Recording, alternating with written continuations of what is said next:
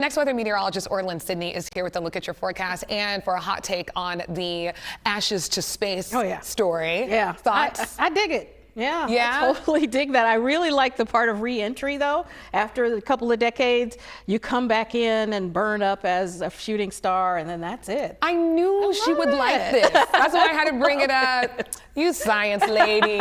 What can I say? Thank you. I'm a geek. What can I say? Let's take a look at what's going on across the state of Georgia right now. As far as our current conditions are concerned, we have mostly fair skies, showing a little bit of cloudiness in some areas, but temperatures are holding in the 80s. Rome, I think, leading off there with 88 degrees, so it definitely got to be warmer probably than I even expected in that area. But in town, we're looking at mainly low 80s there. Griffin coming in at 80 degrees. It does look like we're going to continue to see a very dry pattern in the area, and the reason for that is that we've got big high pressure coming in across the eastern United States. Already, you can see that skies are very clear across the eastern U.S., but what we're going to see as we get into the next few days is even more high pressure building in, that big cold dome of air. Well, I wouldn't call it cold. How about cool? We will definitely see morning temperatures Friday morning, Saturday morning in the 50s, maybe even down into Atlanta, 40s in the mountains. But that high pressure is going to start breaking down as we get towards the end of the weekend. And that's going to mean something a little bit different for us, because we're going to see an area of low pressure forming in the Gulf of Mexico. Now, the question becomes whether or not this could take on tropical characteristics, of course. But what we're also looking at is this low pressure circulation is going to be bringing more moisture into the Gulf region and eventually into the southeast. So if you take a look at our Friday forecast with surface humidity, this is kind of how much moisture will be in the air at the surface.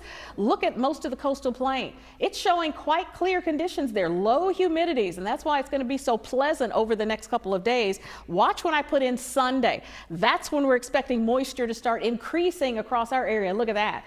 That is a big area of humidity, and it would be nice if we could tap into some of that and maybe get some rain out of it. It doesn't look like that's in the cards, at least not in any extensive way. So let's take your extended forecast one day at a time, starting off with your Thursday, Friday, and even Saturday. Enjoy that high pressure that I talked about, that nice blue air mass that we saw.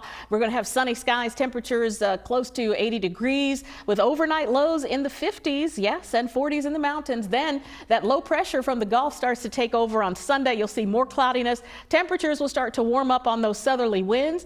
And yes, we have to put in slight chances that we could see some rainfall. Right now, we're less than 20% until we get to about Tuesday. That could be a better day, Tuesday and Wednesday, for a chance of rain. But that extensive rainfall that we need to eliminate the drought, that's just not in the 6 to 10 day forecast at all. So we're going to round up the month of September very dry, going into October very dry.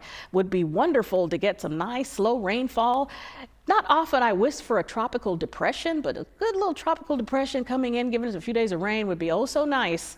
Unfortunately, right now, that is a fantasy.